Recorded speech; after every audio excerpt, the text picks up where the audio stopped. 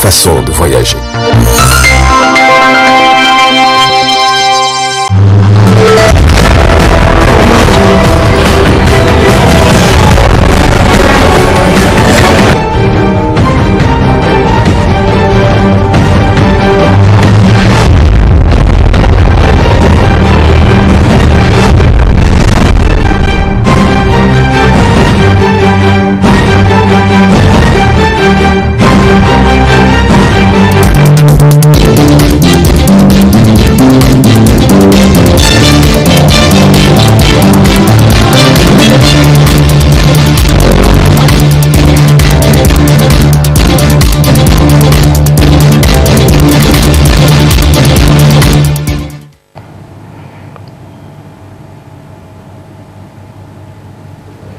Mesdames et messieurs, bonsoir et merci d'être avec nous sur cette édition d'information de 20h15 sur le miroir de la femme.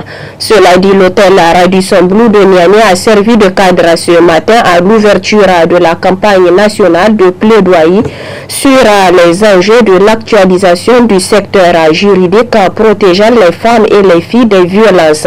Rejoint de Niamey, c'était sous la présidence du médiateur de la République. Plus de détails avec Ramoto Moro. Après le tour au niveau des différentes régions du pays, la dernière étape de ces plaidoyers a eu lieu à Niamey. Cette campagne nationale de plaidoyer sur les enjeux de l'actualisation du cadre juridique protégeant les femmes et les filles des violences consiste à faire le rapport général de toutes les missions à l'intérieur du pays et de sortir un protocole par rapport à la protection de la femme et des filles au Niger, dans le cadre de la lutte contre la violence basée sur le genre. Les nations qui ont pu amorcer un développement significatif sont celles qui ont pu instituer un système éducatif avec des droits abondamment proclamés et suffisamment protégés. Les nations qui traînent le pas parce que le système éducatif n'est pas inclusif et les droits proclamés sont insuffisamment protégés compromettent l'espoir d'un développement durable. Au Niger, l'insuffisance de cette protection des droits est surtout constatée pour le cas de la femme et de la jeune fille, qui très souvent est injustement soustraite du système éducatif avant même la fin du cycle primaire.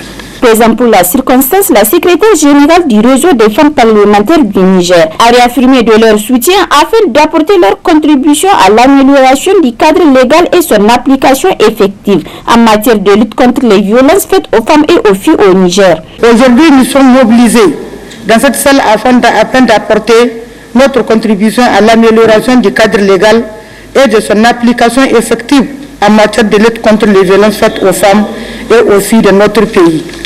Nous, députés nationaux, nous nous engageons à œuvrer pour la révision de certaines dispositions constitutionnelles aux listes obsolètes, par exemple, le décret numéro 70/173 MF, ASN/MF/P/T du 3 juillet 1970, modifiant et complétant le décret numéro 61/050/MF/T/MF du 27 mars 61, portant organisation du régime de retraite de la République du Niger et institution d'un fonds national de retraite afin de reconnaître aux ayants droit d'une femme fonctionnaire de bénéficier du droit de la pension de réversion dans les mêmes conditions que les veuves des fonctionnaires et l'adoption des textes de loi plus favorables à l'épanouissement de la moitié de la population du Niger,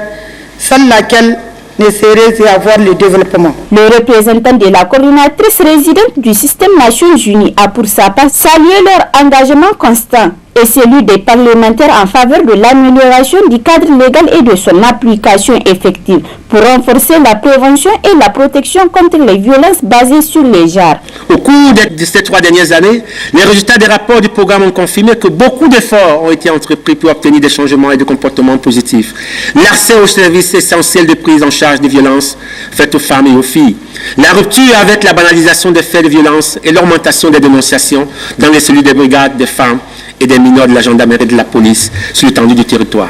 Oui, nous pouvons mieux faire Et cette mobilisation est une belle occasion pour saluer et magnifier encore une fois la détermination de la chefferie traditionnelle et l'engagement des leaders religieux et coutumiers en faveur de la promotion de la protection des droits des femmes et des filles du Niger. Cet engagement avait déjà été affirmé lors de la rencontre historique entre Madame la Haute Commissaire des Nations Unies aux droits de l'homme et les leaders traditionnels. C'était en décembre 2021. Le programme Spotlight a l'ambition de contribuer à la réalisation des avancées significatives dans la mise en œuvre de la phase 2, qui met beaucoup l'accent sur les dialogues politiques de haut niveau pour obtenir l'appropriation et l'adhésion de toutes et de tous dans la révision des lois qui portent encore des insuffisances dans la promotion de la dignité des femmes et des filles. Et je n'ai aucun doute sur votre grande détermination et celle du gouvernement à accompagner cette lutte. Notons qu'une déclaration nationale sera issue de cette rencontre suivie d'une marche symbolique pour porter la présente déclaration au président de l'Assemblée nationale.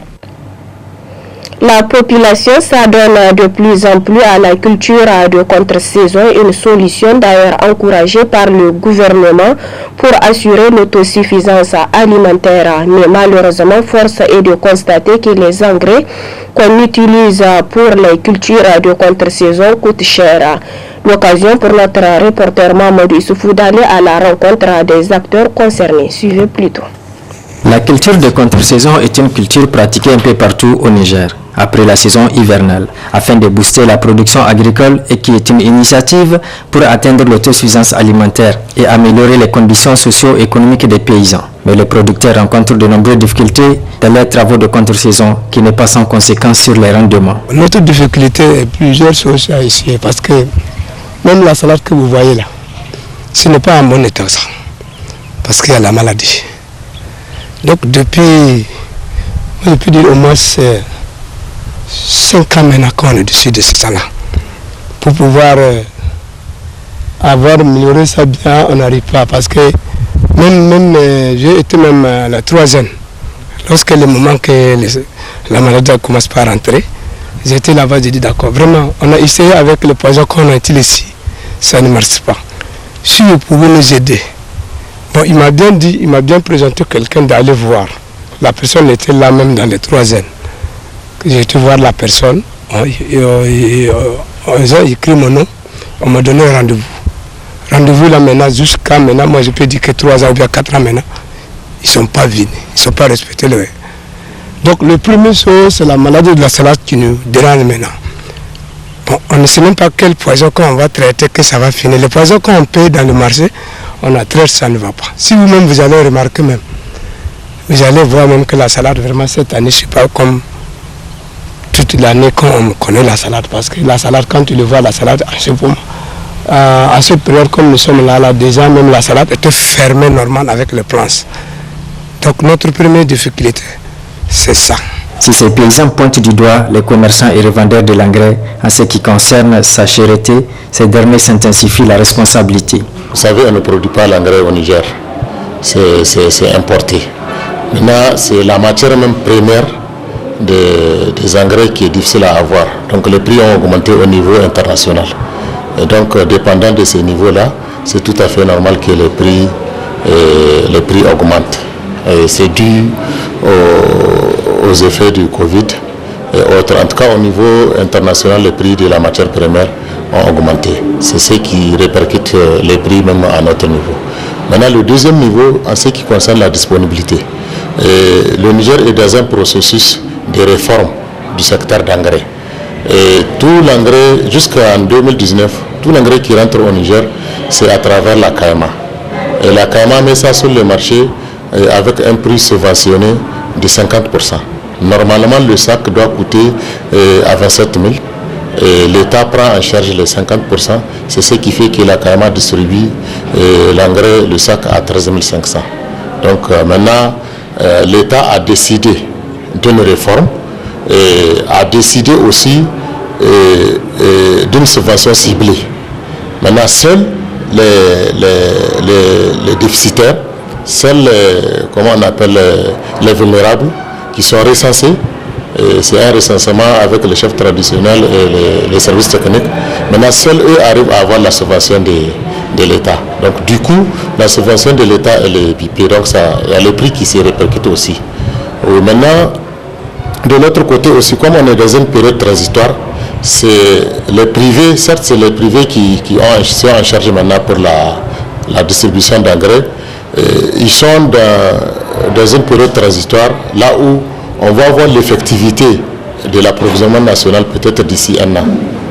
Donc c'est ça qui fait un peu la rareté et la cherté des engrais. Quand bien même que l'État n'a pas retiré complètement la subvention sur les engrais, parce qu'avec les privés, l'État a annulé la taxe douanière.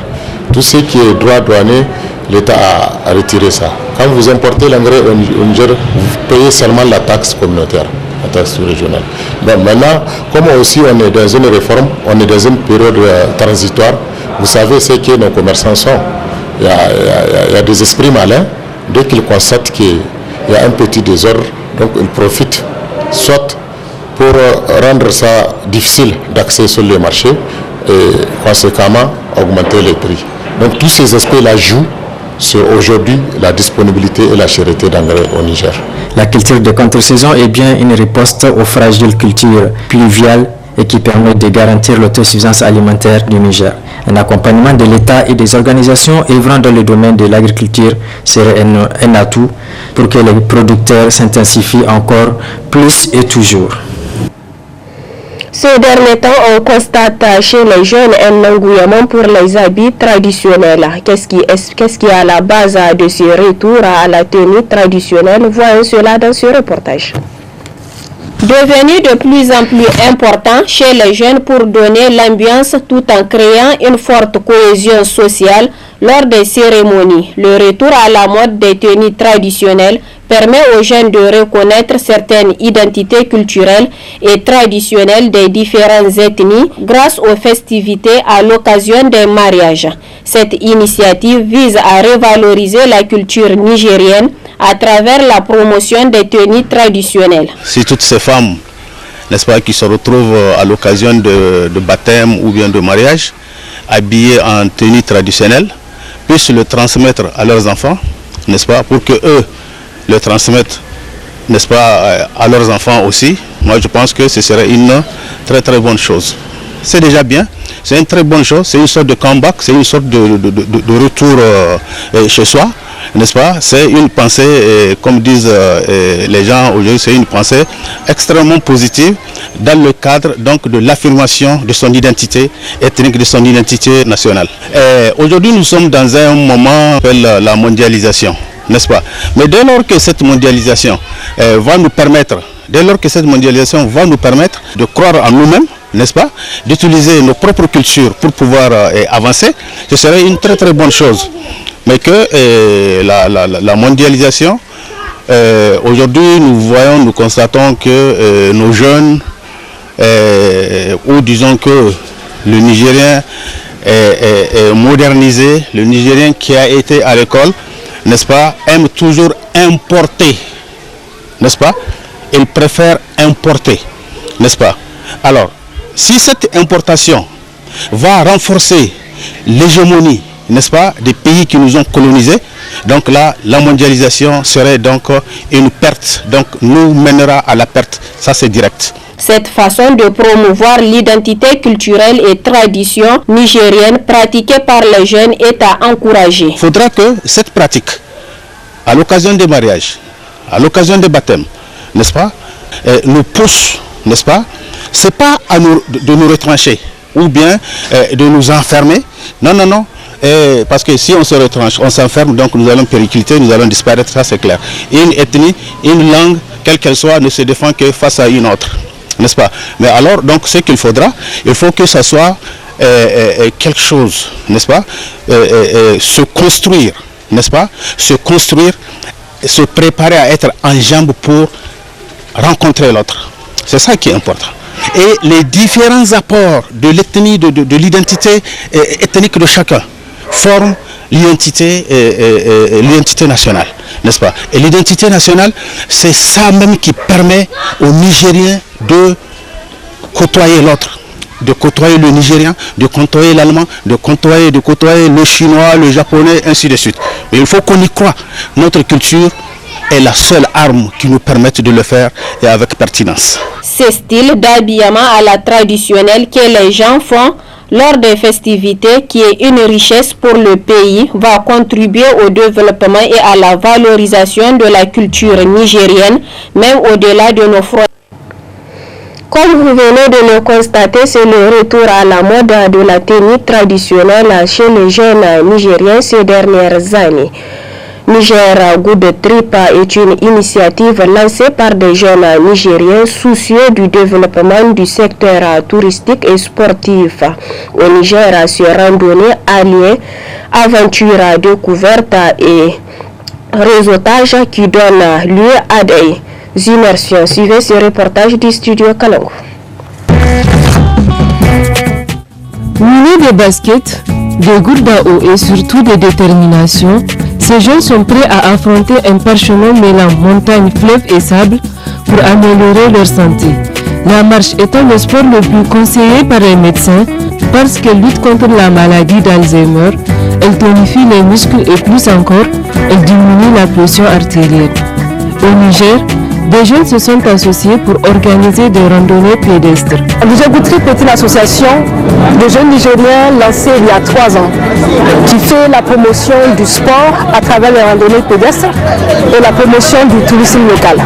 Et on se réunissait au tout début autour d'activités donc assez structurées qui sont les randonnées pédestres, dont la plupart des amis avec lesquels on a lancé cette initiative aimaient bien. Donc petit à petit, c'est une activité qui a intéressé le public, d'où on s'est structuré de manière formelle à l'association et on a lancé l'association Niger Good Trip. Et aujourd'hui, Dieu merci, on voit des jeunes de plus en plus qui s'intéressent à la marche et ça c'est un de nos objectifs au sein de l'association. C'est vraiment des activités assez structurées qui doivent être balisées avec un certain nombre de repérages. Donc nous agissons en équipe avec des personnes qui sont aguerries. On a des sécuristes avec nous, on a des guides qui se sont formés au fil des années. On a des infirmiers avec nous aussi et nos photographes personnels. La fatigue, les crampes ou encore les ampoules font aussi partie du voyage, mais ils sont loin d'être des raisons pour décourager les randonneurs. Au-delà de l'aspect sportif, ces randonnées pédestres représentent une plateforme d'échange et de rencontres entre amis. La trajectoire est vraiment impeccable, bien choisie. Pour moi, en tout cas, malgré qu'il y a parmi nous des gens débutants comme moi, mais ils s'en sortent très bien quand même. C'est avec l'atmosphère, le vent qui souffle, c'est vraiment idéal. On a traversé des montagnes, on a traversé du l'eau, on a marché, on s'est détendu et puis on a collé, on a ri. J'appelle vraiment les gens à venir participer à ce genre de choses parce que c'est vraiment quelque chose, c'est une initiative très bien parce que c'est la première fois que ça arrive au Niger, à Niamey. Donc c'est quelque chose de bien, ça permet de changer d'air, de voir beaucoup de choses et de faire du sport.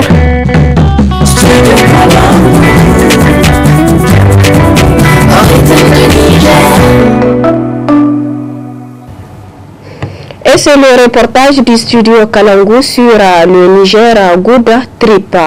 Fabriqué à base de l'argile, exercé par des femmes, ce métier manuel traditionnel d'une existence lointaine mais qui reste jusque-là important. Quel est ce métier et cet outil d'une grande importance? Voyez cela dans ce reportage. Utilisé dans le quotidien des femmes les années antérieures pour divers besoins comme préparation de repas, conserver de l'eau au frais et même pour mettre la nourriture, la poterie est un métier exercé en majorité par les femmes avec plein d'ambition. La poterie est d'une grande utilité et beaucoup d'importance et d'avantages même de nos jours où règne la modernisation. Les femmes l'utilisent pour parfumer la chambre et pour décorer leur maison. Ce métier est exercé par passion pour certaines et par héritage pour d'autres. Premièrement, c'est en quelque sorte un héritage pour moi. Parce que ma grand-mère faisait ça, ma mère faisait ça, je suis dans la place de ma mère.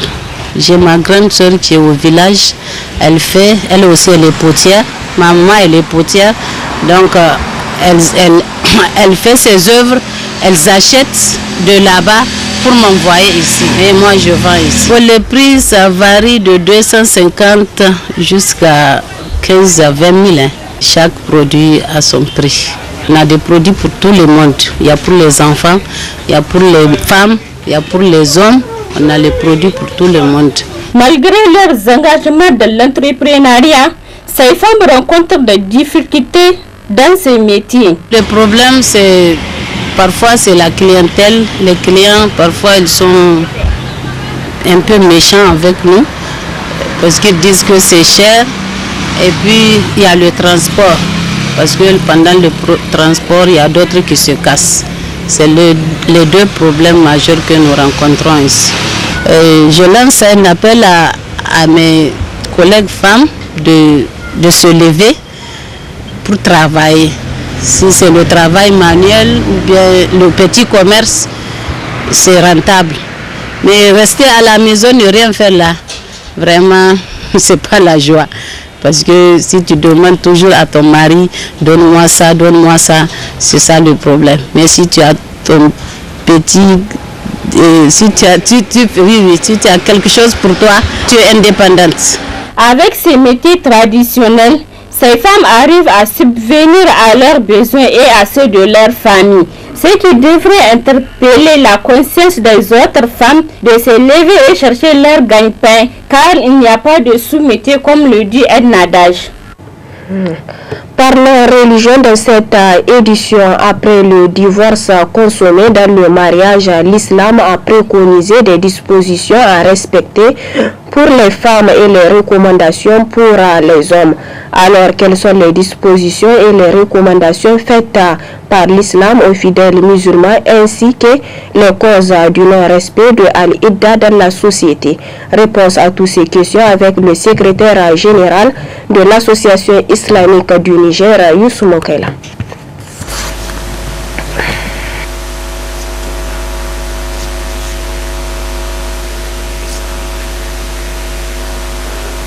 L'islam a voulu que les musulmans pratiquent afin d'être propres dans sa religion. Donc l'Idda a une durée de 3 mois. Quand le divorce est consommé, premier divorce ou deuxième divorce, la femme doit observer donc une période qu'on appelle Idda en islam et ça ne doit pas dépasser 3 mois. Donc c'est ça qu'on appelle Idda et c'est une disposition purement islamique. Vous n'êtes pas sans savoir que dans les autres religions, ça n'existe pas. L'islam a fait cela afin que la femme elle-même soit propre, afin que tout ce qu'elle va donner comme enfant soit aussi propre. Parce que l'islam est propre, l'islam veut la propreté. La propreté est une condition de l'islam. Donc il faut être propre une fois on est musulman. La période Al-Idda doit être strictement respectée en islam pour plusieurs causes. La première cause, elle-même la femme, afin qu'elle ne soit pas dérangée dans sa dignité, que Al-Idda doit être respectée. Imagine une femme divorcée qui n'a pas consommé les 3 mois, la période de Idda, et qui se marie. Et peut-être que dans son ventre il y a un enfant. Alors de l'autre côté, le nouveau mari va réclamer que l'enfant lui appartient. Alors maintenant l'enfant ce n'est pas pour le nouveau mari, c'est pour l'ancien mari. Vous voyez, la femme rentre dans une phase terrible, une phase qui dérange. Alors l'enfant va être grand et l'enfant va être pour qui? Pour le premier mari ou pour le second mari? Vous voyez donc, elle a salué l'enfant, elle a salué même sa dignité et elle a salué même la dignité de sa famille et même de sa religion, l'islam. Ce que les gens constatent, que les gens doivent faire attention, c'est que la Idda, c'est vraiment pour rester propre, elle-même la femme, pour faire de son enfant un enfant propre et pour se respecter. Et c'est pourquoi l'islam avait recommandé que la Idda doit être observée pendant cette période-là de 3 mois. Alors, avant 3 mois, si le mari décide de reprendre sa femme, il n'y a aucun problème. Et même s'il y a un enfant, c'est pour lui. Alors, deuxième divorce, la même chose. si la Ida n'a pas été observée et que le mari décide de faire revenir sa femme, il n'y a aucun problème. Mais c'est qu'un autre mari n'a pas l'autorisation de l'épouser afin que la Ida soit observée. Et parce qu'une fois 3 mois observés, s'il y a grossesse, on arrive à comprendre. S'il n'y a pas grossesse aussi, on arrive à comprendre. Donc, une fois 3 mois, la Ida est respectée, et il n'y a pas de grossesse en ce moment-là, l'autre mari n'a pas signalé, donc la femme peut aller, elle peut se marier, elle peut prendre un autre mari sans aucun problème, il n'y a pas de doute. Donc l'enfant qu'elle va avoir, ça va être l'enfant du nouveau mari, et donc il n'y a aucun doute là-dessus. Quand Dieu parle de quelque chose, nous avons l'obligation de l'appliquer. Quand le prophète sallallahu alayhi wa sallam nous dit de faire, nous avons l'obligation de faire, et ça va pour notre bien-être. Une fois divorcé, l'islam recommande que la femme reste chez lui, dans sa chambre, dans sa maison, du mari qui l'a divorcé, peut-être quelques semaines, 1 mois, quelques jours, Shaitan va partir, les deux, le couple reviennent pour continuer leur vie. Donc, ce qu'il faut demander aux musulmans, c'est vraiment de connaître sa religion. On ne peut pas être musulman et ne pas connaître sa religion. On doit nécessairement connaître sa religion. La religion de l'islam ne s'arrête pas seulement aux prières, aux 5 prières, ou aux jeûnes, ou aller à la Mecque. C'est aussi le respect, c'est aussi l'amour, c'est aussi le vivre ensemble, c'est aussi le respect de la femme, c'est aussi le respect de l'homme, c'est aussi le respect des dispositions des jurisprudences comparées en islam. Mesdames et messieurs, c'est ici que prend fin cette édition d'information. Passez d'excellents moments accompagnés des programmes de la télévision Tambara. Au revoir.